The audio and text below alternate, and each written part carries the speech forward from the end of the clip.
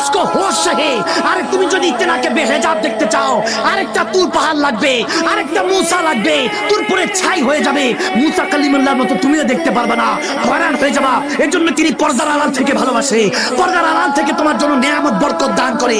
বান্দা যখন তোমার ইশক হয়ে যাবে, দুনিয়া আখিরাত ভুলে যাবা, তার সাথে মন লেগে যাবে, তখন আর তুমি বলবা না এ নামাজ আমার কাজ আছে, কাজকে বলবা আমার নামাজ আছে।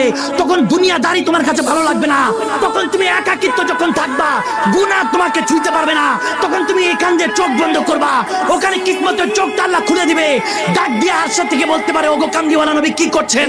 আমাকে তো দেখতে পারবে না বান্দা, কিন্তু আপনাকে দেখার তো রাস্তা রেখেছি। নবী গো আপনি যান, চাঁদপুরের মধ্যে আজকে আশিক রাসূলদের মেলা বসেছে, তারা আমাকে ডাকছে, আপনাকে ডাকছে, যান। হয়তো আজকে ঘুমাতে যাবেন, দুনিয়ার চোখ বন্ধ হবে, কিসমতের চোখটা খুলে যাবে।